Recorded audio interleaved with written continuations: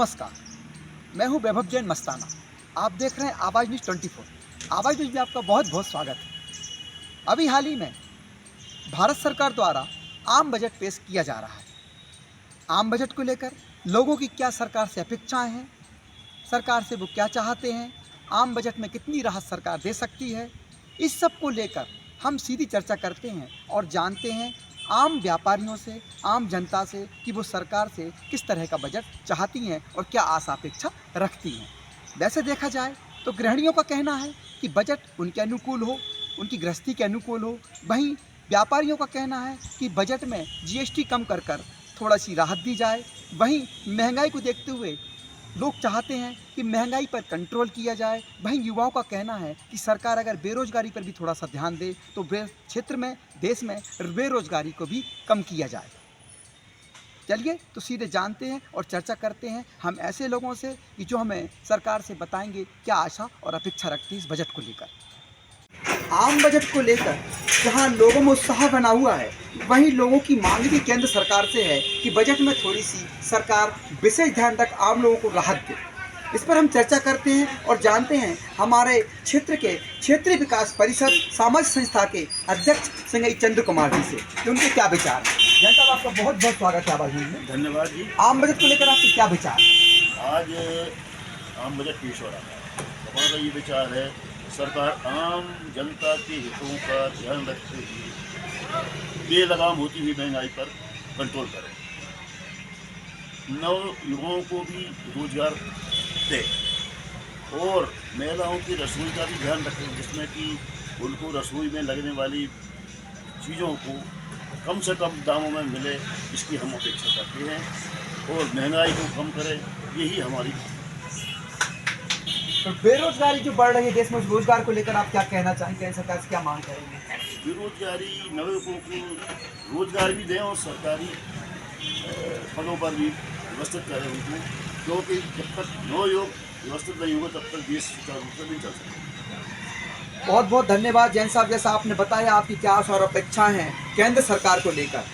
सरकार जो बजट पेश करने जा रही है उस पर चर्चा करने के लिए हमारे साथ यहाँ पर मौजूद हैं रायसेन जिला खाद्य बीज फर्टिलाइजर के जिला अध्यक्ष, युवा समाज सेवी और समाज कार्यों में अपना बढ़कर सहयोग देने वाले श्री पिंडी समैया जी। हम पिंडी समैया जी जानते हैं और चर्चा करते हैं कि केंद्र सरकार जो बजट पेश करने जा रही है उनके क्या विचार हैं और वो सरकार से क्या मांग रखते हैं। पिंडी जी, आपका बहुत बहुत स्वागत है आवाज़ न्यूज़ में। मैं आपसे जानना चाहता हूँ कि जो केंद्र सरकार बजट पेश करने जा रही है इस संबंध में आप क्या कहना चाहेंगे? जैसा कि सबको विदित है कि माननीय प्रधानमंत्री नरेंद्र भाई जी मोदी आप कृषि को लाभ का धंधा बनाने के लिए बहुत ही प्रयासरत हैं और निश्चित रूप से किसानों के विकास के लिए पूरे भारत देश में कृषि को लाभ का धंधा बनाने के लिए माननीय प्रधानमंत्री जी ने बहुत ही प्रयास किए हैं और उनके साथ साथ मध्य प्रदेश शासन भी इस दिशा में बहुत अग्रणी प्रयास कर रहा है। इसके लिए कृषि का अवार्ड भी जो उनको मिलता रहता है, अपनी सरकार को बार बार मध्य प्रदेश सरकार को मिला है। लेकिन जो मुख्य समस्याएं इस समय इस व्यवसाय में आ रही हैं वह व्यवसाय में ये आ रही हैं कि जो हमारा जीएसटी है, जैसे पेस्टिसाइड है, उस पर जीएसटी बहुत ज़्यादा 18% जीएसटी पेस्टिसाइड पे लिया जाता है, जो कि बहुत ज़्यादा लगता है। किसान को चीज़ें महंगी पड़ती हैं, अच्छी दवाएं किसान के लिए पहुँचें लेकिन कम रेट में पहुँचें, इसके लिए सरकार का भी विशेष प्रयास है और वह तभी संभव है जब इस पे जीएसटी बहुत कम किया जाए। जैसे 5% खाद पे जीएसटी लगता है, तो हमारी और हमारे राष्ट्रीय संगठन की भी, जैसा आपने मुझे बताया कि कैसे इस दिशा में प्रयास होना चाहिए, तो हमारा राष्ट्रीय संगठन जो अखिल भारतीय संगठन है, हमारा अखिल भारतीय संगठन के साथ साथ हमारा प्रदेश संगठन भी निरंतर ये प्रयास करता है कि जीएसटी में पेस्टिसाइड को 5% के दायरे में लाया जाए जैसे खाद का है। इसके अलावा जो मुख्य बात है वो ये है कि इस कारण से हमारे यहाँ खाद की समस्याएं भी उत्पन्न हो जाती हैं। खाद की समस्याएं ऐसी होती हैं कि मध्य प्रदेश में अभी जो रेशो होना चाहिए वो प्राइवेट डीलर्स का और सरकारी जो सोसाइटियां हैं उनमें ये अंतर है कि कहीं कहीं 70-75% वो सोसाइटियों के माध्यम से खाद वितरण हो रहा है और हम लोगों को 20-25% वो भी कंपनियां टैगिंग कर करके उसके साथ और बहुत सारी चीज़ें देती हैं और उसके कारण हमको किसान को देना पड़ता है या हम दे नहीं पाते। कहीं कहीं इसकी कालाबाजारी भी हो जाती है।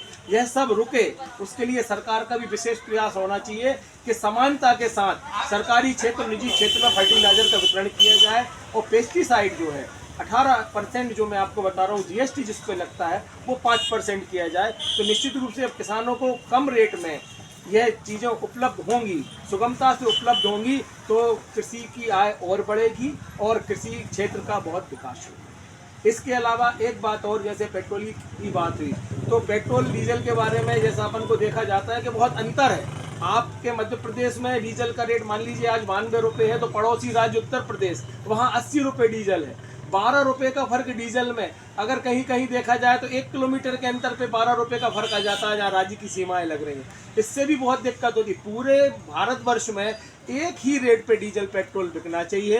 एक ही रेट में डीजल का बिकने से हर जगह आपको कृषि को किसानों को बहुत बड़ी सुविधा होगी, क्योंकि डीजल किसान के लिए बहुत अच्छा, जैसा कि आपने कहा है कि सरकार को डीजल पेट्रोल भी एक रेट पर करना चाहिए और फर्टिलाइजर जैसी व्यवस्थाओं पर भी विशेष ध्यान देना चाहिए। पेस्टिसाइड पे 5% में लाना चाहिए, जीएसटी को भी कम करना चाहिए, जिससे किसान को सुविधा मिल सके, आसानी से किसान खरीदारी कर सके और महंगाई भी इससे कम हो सके। मैं एक और चीज़ जानना चाहता हूँ समैया जी से। समैया जी, जो आम जिंदगी में लोगों की ज़रूरत की चीज़ें होती हैं उस बारे में आप क्या करें? आम जिंदगी में जैसे छोटी छोटी सी बातें हैं, मैं आपको बताऊं कि जो प्रोजेक्ट हैं, जो बड़े बड़े उद्यम हैं और जो उद्योग हैं, वह बड़े बड़े शहरों में लगाए जा रहे हैं, बड़े बड़े क्षेत्रों में लगाए जा रहे हैं। यही अगर ये उद्योग आप मुख्य रूप से कृषि पर आधारित हम तो बात करते हैं, हमारा सिलवानी क्षेत्र और पूरा रायसेन जिला मध्य प्रदेश में कृषि आधारित क्षेत्र है और बहुत अग्रणी जिला है। और अब यहाँ पे हमारे यहाँ धान और मक्का पुरानी फसलों के अलावा बहुत ज़्यादा मात्रा में किसान बोने लगा है। तो ऐसे प्रसंस्करण उद्योग इस जिले में लगाए जाएं, जिससे जो नागरिकों में बेरोजगारी की समस्या हो रही है वो दूर होगी। यदि हम छोटे शहरों का, छोटे नगरों का विकास करेंगे तो कोई कारण नहीं बनता कि लोग अपने जीवन यापन के लिए दूसरे शहरों में पलायन करें। और जब छोटे शहरों में, और आप एक बात देखिए, बड़े शहरों में कितना भी पैसा आदमी कमा ले लेकिन उसका खर्च में ही चला जाता है, जबकि छोटे शहरों में सब चीज़ें सस्ती सुगमता से उपलब्ध होती हैं। इसलिए छोटे शहरों का, छोटे नगरों का विकास करना चाहिए। निश्चित रूप से एक बहुत बड़ी बेरोजगारी की समस्या इस जगह पे खत्म हो जाएगी। यह बहुत बड़ा क्षेत्र है जिस पे सरकार को काम करना चाहिए।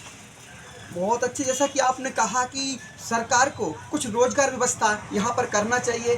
धान यहाँ पर लगती है, किसान बहुल क्षेत्र भी माना जाता है, तो सरकार यहाँ पर अगर कंपनियाँ लगाएगी, फैक्ट्रियाँ डालेगी, तो यहाँ पे बेरोजगारों को भी रोजगार आसानी से उपलब्ध हो सकता है। आम बजट को लेकर हमारे साथ चर्चा करने के लिए यहाँ पर एक युवा समाजसेवी और युवा व्यापारी भी हैं। आइए हम सीधे उनसे चर्चा करते और जानते हैं कि आम बजट को लेकर उनके क्या विचार हैं और सरकार से क्या मांग है।